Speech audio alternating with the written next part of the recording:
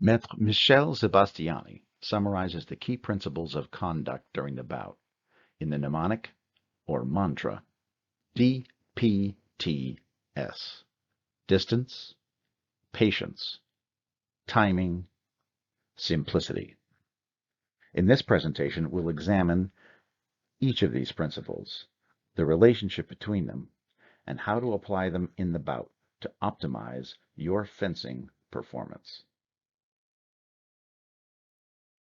The first principle is distance. Perhaps the most common strip-side coaching advice is watch your distance. But what are we watching when we watch our distance? When the ref says fence, we start at the on-guard lines, out of distance. This is generally considered to be a safe distance. You can't hit or be hit without first stepping closer. When we've stepped in to long distance, you can hit or be hit with an advance lunge. This is the threshold between safety and danger. You must be ready, preparing to attack or to defend. If you're not ready, you should take a step back. At medium distance, you can hit or be hit with a simple lunge. At this point, if you're not in the process of launching an attack or defending against one, you're probably too close. At short distance, you can hit or be hit with just an extension. If you're not actually extending right now or making a parry repost, you're too close. Get out of there. Allow the distance to collapse any further, you actually have to bend your arm to hit the target. And things can get pretty chaotic. Let's face it, infighting happens. But I don't want to talk about it here. Instead, let's step back, safely out of distance. You may think that nothing can really happen here, but this is actually a very valuable place to be. Here you can safely observe, think, plan, recover, reset. It's critically important for you to know your distance. How close do you have to be to hit with that advance lunge? And as you face your opponent, you have to work out how close do they have to be to hit you. You must find the threshold between safety and danger, and then, when you're ready, step boldly into danger. The second principle is patience. Now, if you're fencing in a dual meet or a pool bout, you've got to score 5 touches in 3 minutes. More to the point, 5 touches before your opponent can score 5 touches. So what are you waiting for? The answer is you're waiting for the right time. But what is the right time? How do we know it? Well, that comes from a convergence of several factors. The right intention, a clear plan, and the mental acuity to execute that plan. The physical capability, the energy, and the strength to deliver with the footwork that you need when the time comes. You need to have an opening. The blades need to be in the right relationship for you to start the action that you've chosen. You need to be at the right distance, or none of the above is going to be of any use. You need to have the opportunity to execute your chosen action, and you need to have the capability to execute it when that opportunity arises. When all of those things align, you get a certain feeling. Click, and that's what you're waiting for. Now, patience is not passive. When we talk about being patient, we're not talking about sitting back and waiting for something to happen. You must have a plan, choose an action, and visualize it. You work to create an opportunity, the right distance, the right blade relationships, etc.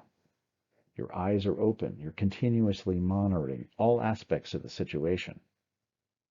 And you ultimately are trusting your feeling. When things feel wrong, you take a step back. But when it feels right, you go without hesitation. The third principle is timing. Maître Sebastiani says that an attack launched in the proper time cannot be stopped.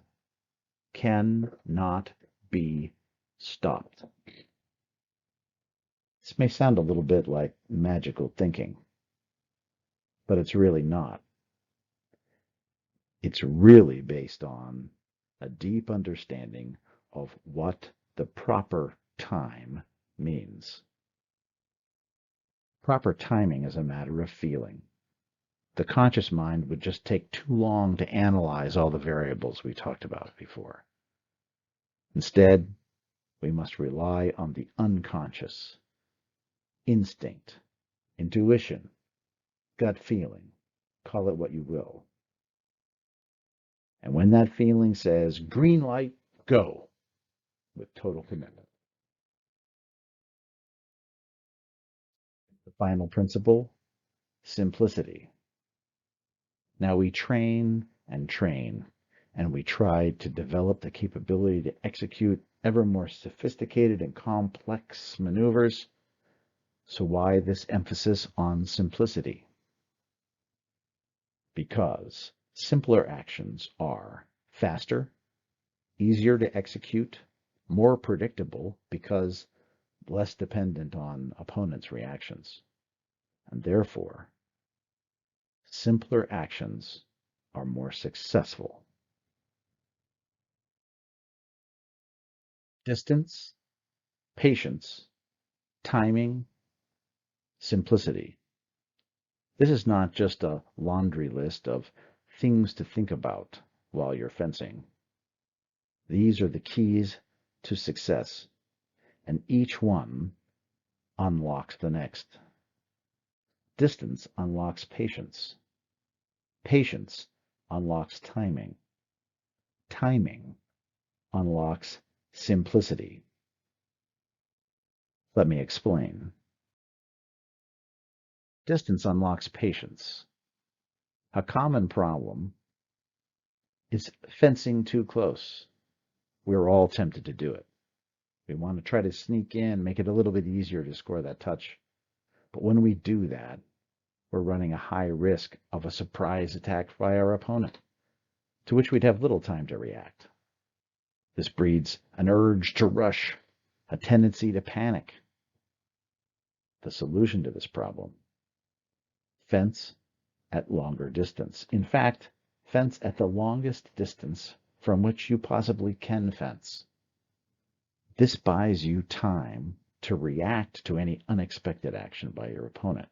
It breeds a sense of calm, confidence, clarity, and allows you to more clearly sense the time when it arrives. Patience unlocks timing. As we've said, good timing is a matter of feeling. Common problem: other feelings cloud our judgment. We're afraid of getting hit. We're frustrated that the actions that we've tried before haven't worked. We're too eager to win, to get this bout over with. The solution: clear the mind. Focus on the here and now. Let instinct and intuition come to the surface, and they will guide you to success. Finally, timing unlocks simplicity.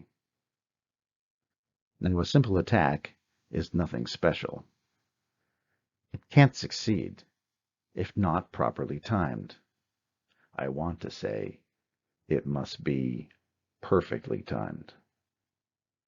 But remember, an attack launched in the proper time, cannot be stopped. I hope that this presentation has convinced you of the wisdom of Maître Sebastiani's advice and helped you to more fully understand the significance of each one of these 4 principles. Finally, I hope the next time that you step on the fencing strip, you'll remember this wisdom by reciting to yourself: distance, patience, timing, simplicity.